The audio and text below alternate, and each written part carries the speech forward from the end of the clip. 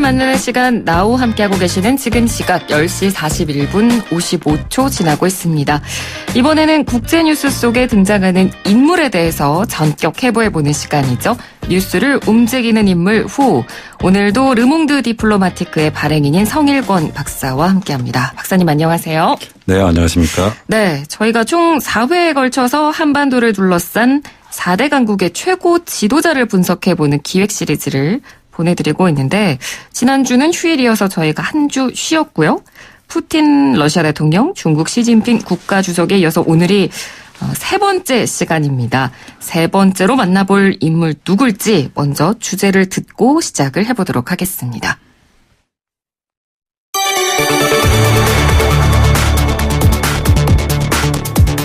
최근 일본 아베 총리가 북한 김정은 국무위원장과의 북일 정상회담 추진 의지를 강력하게 밝혀 화제가 되고 있습니다. 아베 총리는 그동안 일본인 납치 문제에 진전이 있을 경우에만 북일 정상회담을 추진하겠다는 입장을 밝혀왔는데요.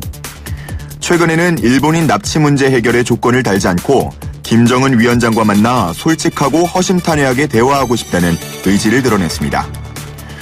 일본은 그동안 유엔 결의안보다 더 많은 제재로 북한을 압박해온 터라 조건 없이 만나겠다는 아베 총리의 이면에 어떤 노림수가 있을지 주목받고 있는데요. 주변국 가운데 유일하게 김정은 위원장과 만나지 못해 재팬 패싱 탈출용이다, 국내 정치용이다, 이런 분석도 나오고 있습니다. 뉴스를 움직이는 인물 후 기획 특집 시리즈 세 번째로 만나볼 인물은 아베 신조 일본 총리입니다. 네, 오늘 저희가 분석해볼 인물은 아베 신조 일본 총리입니다. 일본 같은 경우는 우리나라랑은 달리 대통령제가 아닌 내각 책임제를 하고 있는데요. 그러니까 이 총리가 사실상 우리나라의 대통령 역할과 같다라고 보면 되겠죠? 네, 그렇죠. 그렇지만 또 다르기도 하고요. 네. 일본은 다수당 총재가 총리를 맡아요. 일본은 이제 양원제로 되어 있는데 중의원과 참의원으로 나눠져 있습니다. 그래서 중의원은 전국구에서 180명, 전국구에서 300명, 이렇게 해서 480명으로 되어 있고요. 네. 또 참의원은 전국구 100명, 지역구 125명, 총 252명. 그렇게 해서 합쳐서 732명입니다. 그래서 이제 기명 투표로 총리를 정하는데 대개는 당 대표가 이제 다수당의 대표가 총리가 되는 거죠. 네. 우리의 경우 대통령제가 그동안에 제왕적 대통령제, 패권적 대통령제 이런 지적도 있지 않습니까? 네. 일본의 경우에는 내각 책임제라는 것은 그 이름 그대로 내각이 책임을 지고 이끌다 보니까 유권자의 여론이 중요한 거죠. 그래서 임기는 있지만 지지율이 떨어지면 언제든지 총리가 바뀔 수 있는 거죠. 네. 그런데도 불구하고 아베 총리 같은 경우에는 지난해 9월이었던 걸로 기억을 하는데 사면임에 성공했죠? 네, 그렇죠. 네.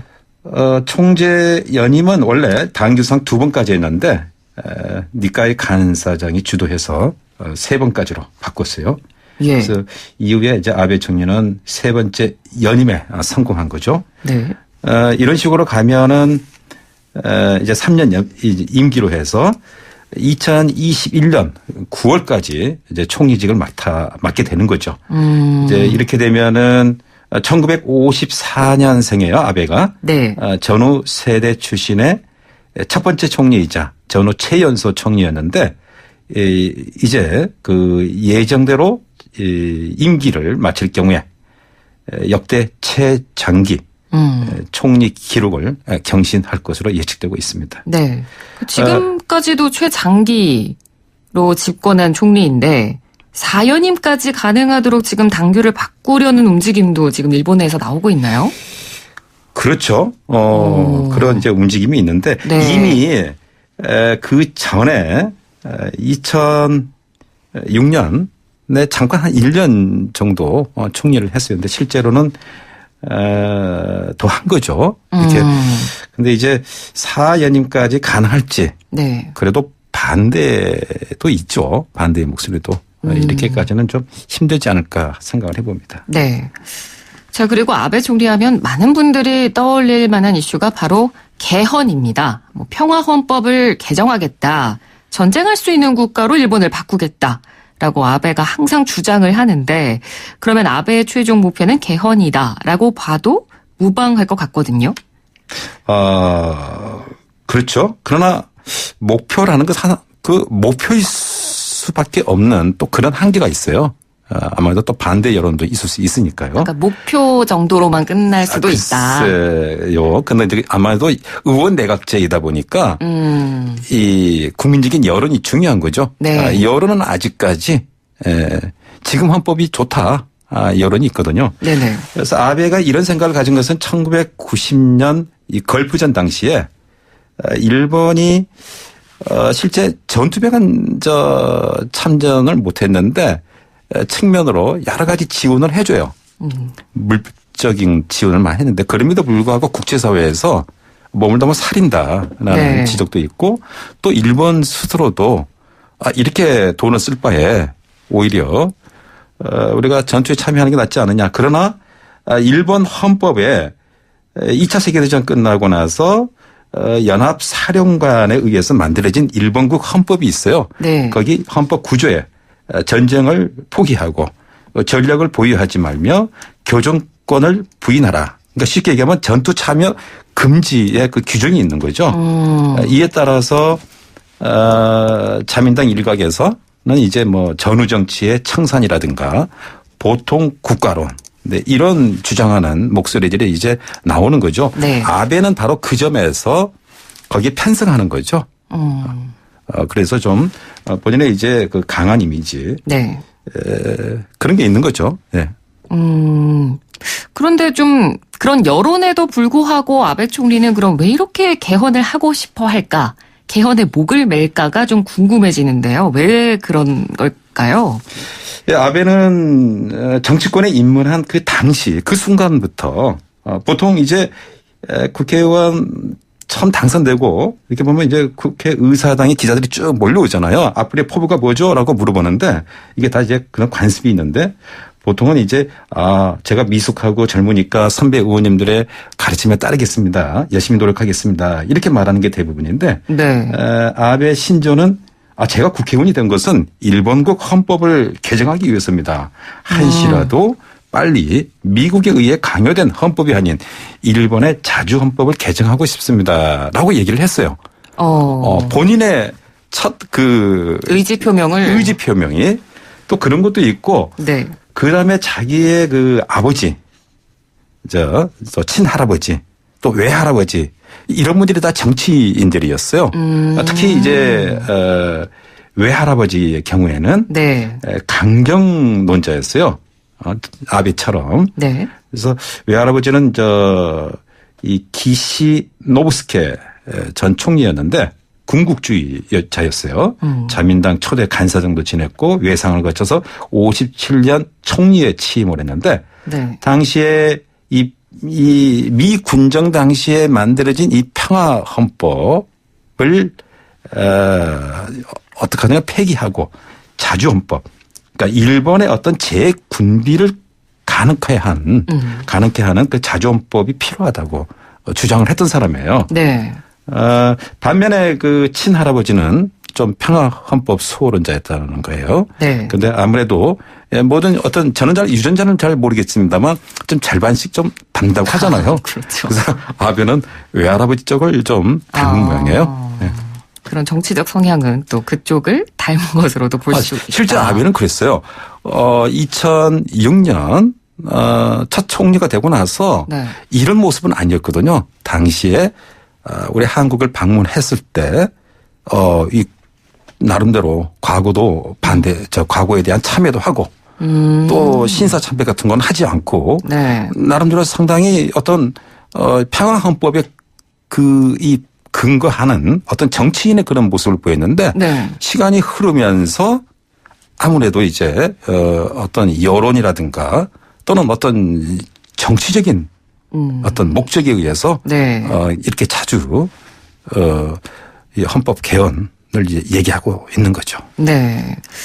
그 앞서 도입부에서 이 아베 총리의 3연임에 대해서 이야기를 할 때 1차 내각 당시에는 좀 이 기간이 짧았습니다. 1년 정도? 네, 1년 정도만 하고 막을 내렸었는데 이 특별한 이유가 있었습니까?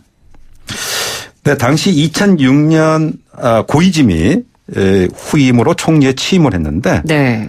공교롭게 내각이 각종 스캔들에 이제 휘말리게 돼요.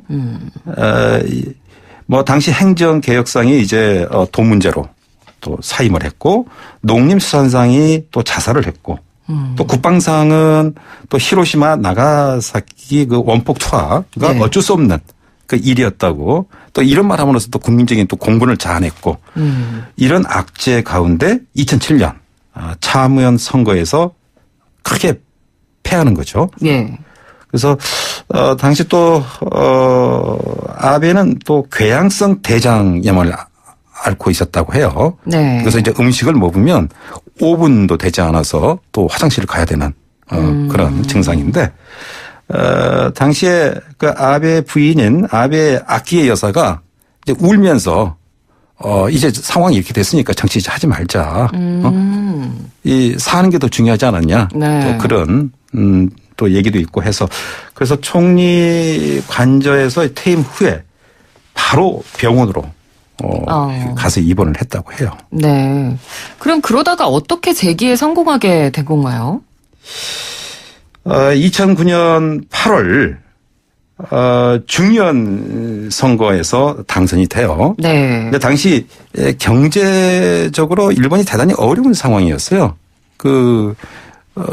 당시에 그 야권인 민주당 그쪽 이제 에서 집권을 했지만 일본이 지난 그 20년 가까이 대단히 경제적으로 디플레이션 그런 상태이지 않았습니까? 그렇죠. 네. 그래서 이제 이 어떤 당시에 아베는 아베노믹스라는 것을 얘기를 해요. 네. 뭐 본인 스스로 아베노믹스라고 하지는 않지만 당시에 돈을 풀어서 경제 활성화하는 그 양적 완화 정책이라든가 네.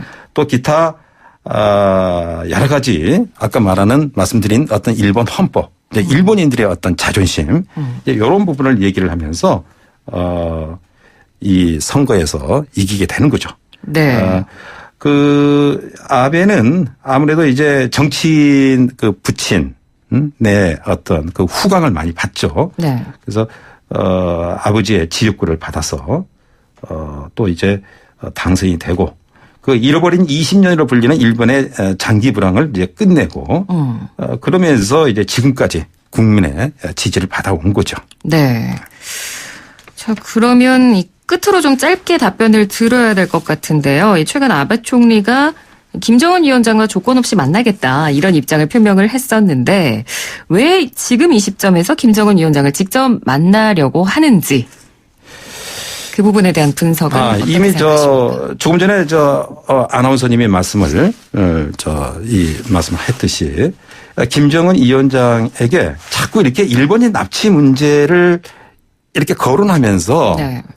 마치 꼭 이렇게 뭐 북미 회담이라든가 또는 어떤 이 동북아에서 어떤 북한의 어떤 지정학적인 또 그런 문제 이런 것을 자꾸 방해하는 듯한 느낌이 들잖아요. 네. 그래서 자칫 이 북한의 주도권을 뺏길 우려도 있고 또 한국과 중국, 미국에 대해서도 어떤 동북아 이 평화 이런 정착에서도 또 마찬가지로 방해하는 듯한 느낌이 들고 그래서 여하튼 일본인들의 여론은 어떻든 간에 일본인 납치 문제를 좀 해결하라 또 그런 문제거든요. 네. 그래서 그 문제를 이제 가장 먼저 이게 해결할 수 있을지 없을지는 모르는데 그러나 이 상황이라는 게 어느 순간에 북미 회담이 또 좋아질 수도 있잖아요. 네네.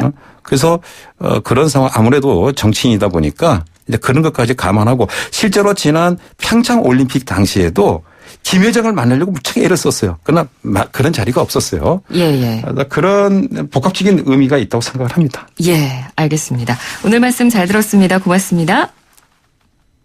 네, 감사합니다.